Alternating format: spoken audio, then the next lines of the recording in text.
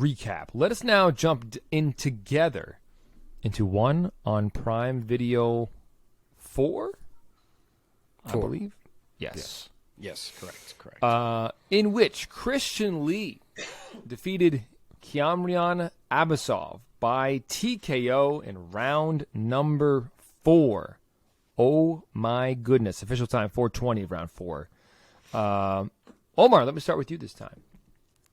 What's your reaction of Christian Lee, the 24-year-old out of British Columbia, Canada, getting it done? All I could honestly think of in this, watching this fight from the beginning all the way through the end, was Izzy must be losing his shit that this fight has continued as far as it has.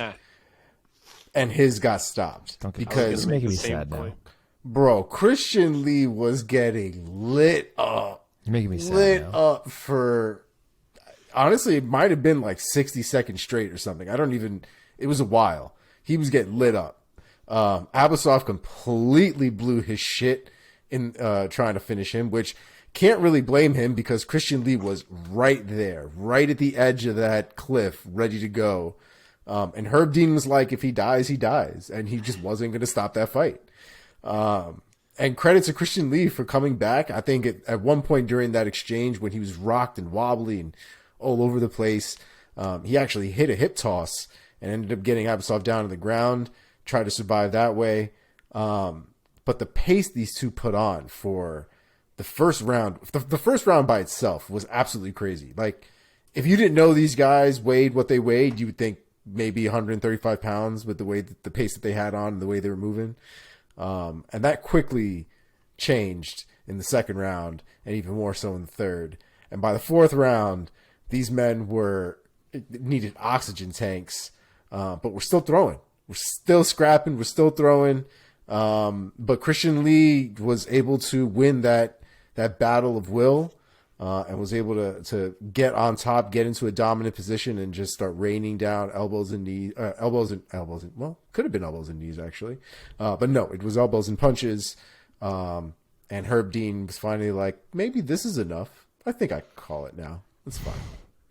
And You so think fourth round. You think Abbasov would be kind of butthurt of like, man, you let Lee take all that punishment? He didn't seem like it. I mean, Abbasov took a lot. It may not have looked the same because he wasn't getting bounced around from like panel to panel in the cage, but his head was bouncing off of that canvas a lot. So they both beat the hell out of each other in that fight. It was a scrap from beginning to end. There was a real fight essence about it. It was a lot less technical the more it went on. Mark, let me bring you in here. What was your reaction to the back and forth nature of this fight, and are you also going to make me sad by invoking Adesanya's loss? I was going to, yeah. But yeah, this was my favorite fight of the weekend for sure. It was awesome. Such a back and forth affair the entire time. So I needed John Anik in this one because some guys were saying Kiamrian and some were saying Cameron, which is wildly different pronunciations. That can't be it. So, Kiamrian. but Abbasov came out just literally trying to bully the smaller man in Christian Lee. He really, you could tell his strategy was like, I might be able to just push this and get this dude out of here in one. And despite that first round being plenty back and forth in its own right, in the earlier parts, it nearly worked. Like, he dropped Lee. He had him hurt bad, wobbled, trying to survive. And, yeah, thankfully Herb Dean didn't pull a Mark Goddard, and he let Lee try to push through it.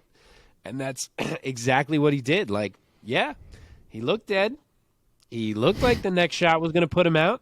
But guess what? Other things can happen. He found the clinch. You know, some people told me this is impossible when you look hurt and you look dead.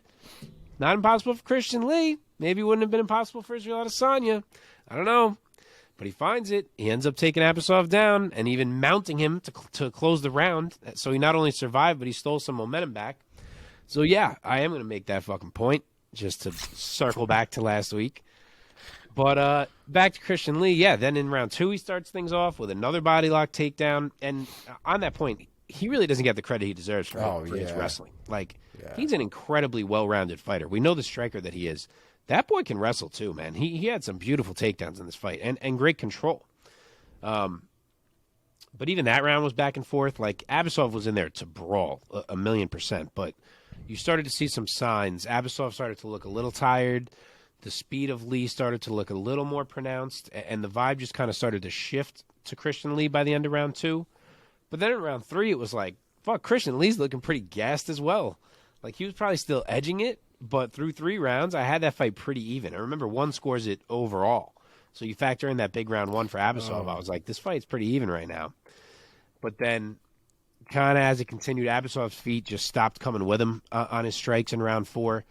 He was a little stationary. He was reaching on the strikes, and Lee saw it, and he turned it up with what he had left.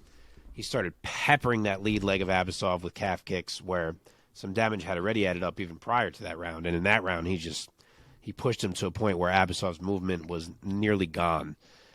And then he closed the show. He lands a nice 1-2 that landed clean, a knee that hurt. Then it was the elbow show against the cage for a while there. Gets the takedown, gets mount, another elbow show, and he freaking gutted it out. Like, Christian Lee gutted it out. It was a grueling fight. He did it. He pushed through it. He became the double champ, and he was dead. Like, that man was so visibly dead after that fight. He gave everything he had to pull that thing out, and that's why people love that guy. That's why a lot of people are fans of Christian Lee and want to see him in some crossover fights against names that more people know and so on. But, like, he couldn't even hold the belts in the interview. He, like, had to desperately be like, Coach, I need you to come over here. Like, he couldn't even hold the weight of the belt. And they're big fucking belts in one. But, like, he had nothing left, and it was awesome. Where do we think Christian Lee goes from here now that he's a double champ within the one championship organization? So he called out Islam Makhachev for a super fight on Twitter, which, like, sure, shoot your shot. And Islam responded that he better focus on Saigid Izagakmayev, Saigid Izagakmayev first, who is a up-and-coming guy in 1. I believe he's 3-0-1 at this point. Islam implied he would be the next contender. That's back at lightweight. Obviously, now Lee is the double champ. This was for the welterweight title. So Islam was implying he expects that to be the next lightweight title defense. He did beat Shinya Aoki on this card in round 1, so the dude is legit. So that could be it. The other end of things at welterweight is that you have Roberto Soldic, who recently signed with 1. A lot of people thought he was coming to the UFC. He chose 1 over the UFC. He's debuting against an undefeated fighter in Murad Ramazanov in December. Mm-hmm. And if he wins that fight, Roberto Soldic and Christian Lee is a huge fight. So there's options over there for him for sure. Absolutely. Can't wait, man. Whew. How talented is this guy? One's website doesn't even have their welterweight division on here. Dude, they only post their rankings up to lightweight. I don't understand it. It makes me so mad. What is going on here? Why? I don't know. I don't understand. For such a massive organization with so much, like, capital. Yeah, that's weird. Super weird. You need a better guy for your website, man. The guy's screwing you guys. Is he's Angela Lee's brother, right? Yeah, he is, right? Correct. Yeah. Younger brother, right? Because she's like, they're pretty good. Bro, they're both scrappy as hell, man. Dude, they fight the same. Yeah, that's true. I mean, Angela's maybe a little more ground based. He's a little more striking based, but like pretty much the same. Did you guys know that Warriors Cup in New York is going to be the official Road to One promotion? Oh, you told us this. In the U.S. Yeah, that's sick. Yeah. So real quick, for anybody who's interested to know, the Muay Thai organization that I have been ring announcing over the past year, called the Warriors Cup Muay Thai, they have now signed an exclusive relationship with One Championship. One has started a global promotion called the Road to One, where in several different companies they have handpicked promotions to sort of be like a feeder system to One. Almost like a contender series.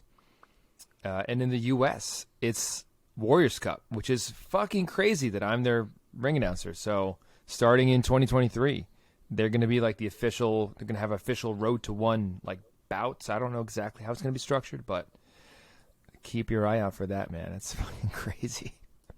That's awesome. So That's cool. really cool. Yeah, man. Okay. Congrats to Christian Lee.